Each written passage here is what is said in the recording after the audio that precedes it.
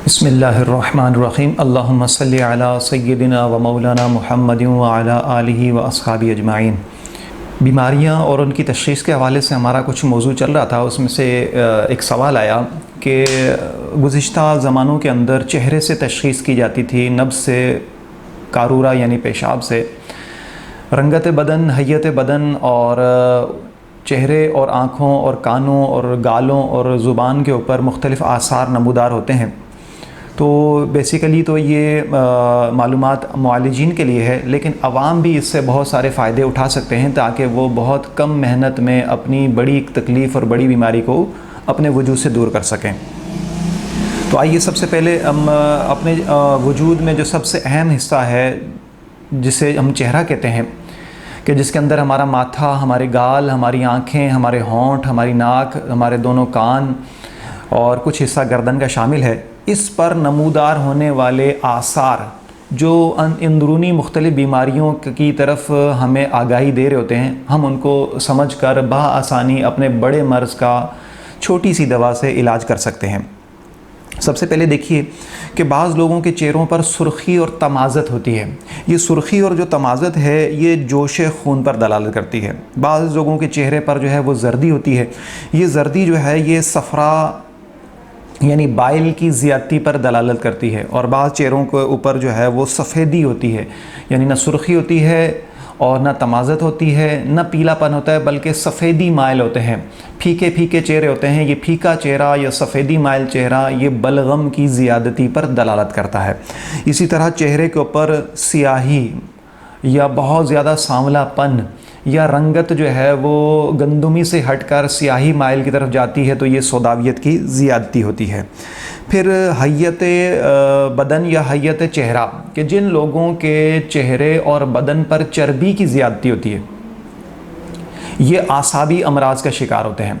जिन लोगों के चेहरे तने हुए होते हैं, गोश्त से भरे होते हैं और उनके जिस्म पर गोश्त की ज़्यादती होती है, वज़न ज़्यादा होता है, इसका ताल्लुक़ जिगर से होता है। और जिन लोगों के गाल पिचके हुए, आँखें अंदर धसी हुई और वज़न कम और सूखे हुए होते हैं, यानी उनका जो वजूद और ढांचा है वो इंतहाई पतली बारीक, उनकी जिल्द और जिस्म सूखे हुए, वज़न कम, रंगत ख़राब, तो ये सौदावियत की ज़्यादती के साथ साथ मैदे और आंतों की सोजिश का भी शिकार होते हैं। ऐसे लोगों का हाज़मा बहुत ज़्यादा ख़राब होता है।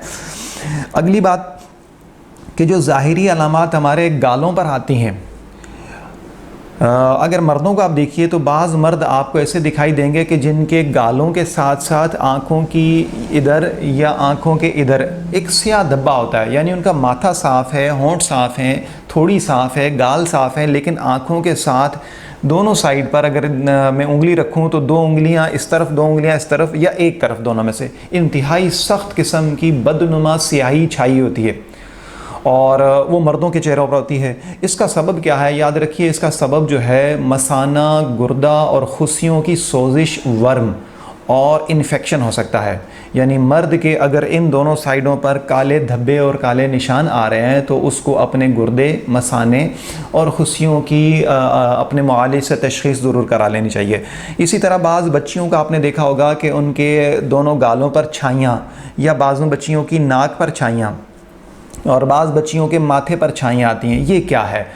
तो याद रखिए, हमारा जो तिब्बे कदीम है ये कमाल इसकी तशख़ीस बताता है कि जिन बच्चियों की एक साइड पर या दोनों साइड पर गालों पर छाइयाँ आ जाएं तो उनकी फ़िलिपिन ट्यूब्स, खुसियतुर रहम के अंदर इन्फेक्शन है। अगर एक तरफ हो तो समझ लीजिए कि लेफ़्ट साइड, अगर राइट साइड पर हो निशान तो उसकी राइट साइड की ट्यूब ब्लॉक भी हो सकती है, उसके अंदर हार्मोनल डिस्टर्बेंस भी हो सकती है और वहाँ पर इन्फेक्शन और सोजिश की भी अलामात हो सकती हैं।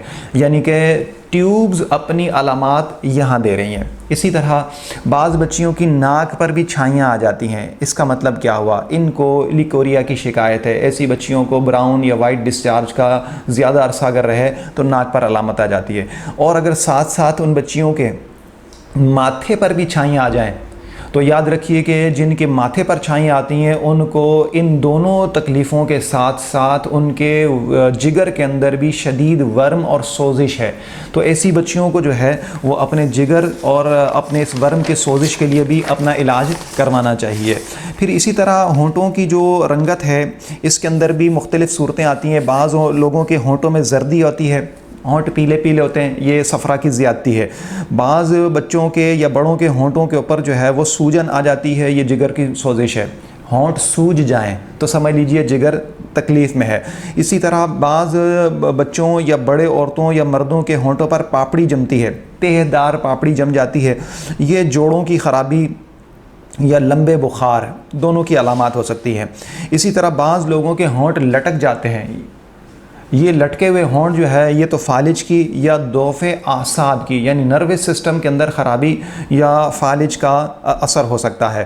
اسی طرح بعض لوگوں کے ہونٹ بالکل سفیدی مائل ہو جاتے ہیں، ان کے ہونٹوں کے اندر جو ہے ہلکا سا نیلاہٹ اور سفیدی مائل ہوتے ہیں، یہ سمجھ لیجئے کہ ان کو یا تو شدید بخار کے سبب یا کسی اور سبب سے خون کی کمی کا شکار یہ ہو چکے ہیں۔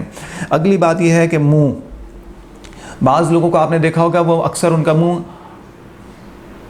کھلا رہتا ہے، سامنے والا بہت برا بھی محسوس کرتا ہے۔ عام طور پر یہ چھوٹے بچوں کو اور بزرگ حضرات کو یہ کیفیت زیادہ ہوتی ہے کہ ان کا منہ کھلا رہتا ہے۔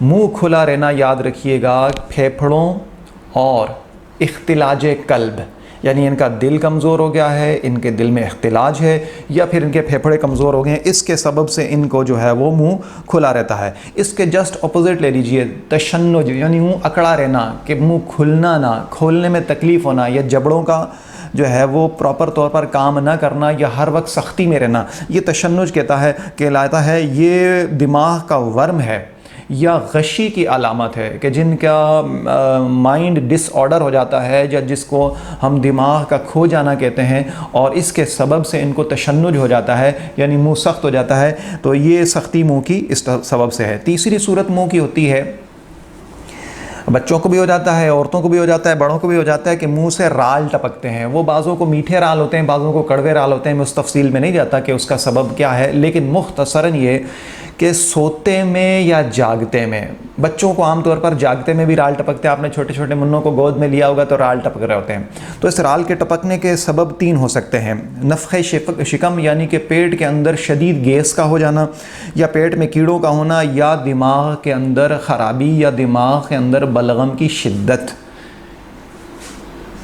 پیٹ کے کیڑوں کے سبب سے سوتے میں عام طور پر رال زیادہ ٹپکتے ہیں، اور دماغ کے اندر بلغم کی شدت اور پیٹ کے اندر ریح کی زیادتی کے سبب سے چھوٹے بچوں کو عام طور پر رال ٹپکتے ہوئے نظر آتے ہیں۔ ایسے بچے جو ہے وہ ہر وقت منہ میں سے رال ٹپکاتے ہوئے اپنا جو ہے وہ نیپکن گندا کرتے ہوئے نظر آتے ہیں۔ اگلی بات آنکھوں کی، کہ جو آنکھیں ہیں اگر یہ اندر سے پیلی پیلی، ان کا ڈھیلا جو ہے اندر کا اگر یہ پیلا نظر آ جائے تو سمجھ لیجئے کہ صفرا کی زیادتی ہو گئی ہے، جگر پریشان ہو رہا ہے۔ اس طرح آنکھوں کے اندر اگر سرخی ہے تو یہ سوزش اعصاب ہے، نزلہ اور زکام کی کثرت ہے۔ اسی طرح اگر جو پپوٹے ہیں ان کے اوپر پھنسیاں ہوں، بعض لوگوں کو آپ نے دیکھا ہوگا کہ یہاں سر گوہانجنی یا چھوٹی چھوٹی پھنسیاں آنکھوں کی پلکوں کی اپ سائڈ یا نیچے والی ڈاؤن سائڈ دونوں پر نکلتی ہیں، تو یہ عصبی سوزش ہے، یعنی کہ یہ بھی دماغ کے اندر بلغم کی شدت اور تحریک دماغ کے سبب سے ہوتی ہے۔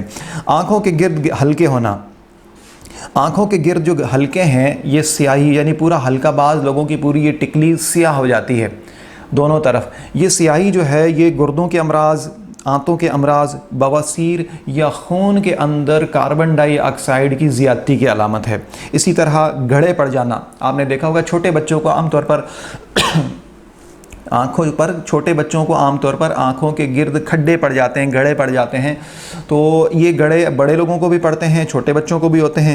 اس کے اندر جو ہے وہ چھوٹے بچوں کو تو عام طور پر اسہال اور شدت پیاس، اکثر مائیں آ کر کہتی ہیں کہ اس کو فیڈ ہی پورا نہیں ہوتا، یہ بار بار فیڈ مانگتے ہیں، تو دراصل وہ فیڈ مانگنا اور ان کو ایسے بچوں کو موشن ہو جانا، یہ بھی جو ہے اس کی بھی خصوصی وجہ جو عام طور پر ہے وہ دو ہیں: سوزش آنت، چھوٹے بچوں کو چھوٹی آنت اور بڑی آنت کے اندر سوزش ہو جاتی ہے، ورم ہو جاتا ہے، جس کے سبب سے ان کو ہلکے بھی پڑتے ہیں، پیاس بھی زیادہ لگتی ہے، فیڈ بھی زیادہ لے رہے ہوتے ہیں۔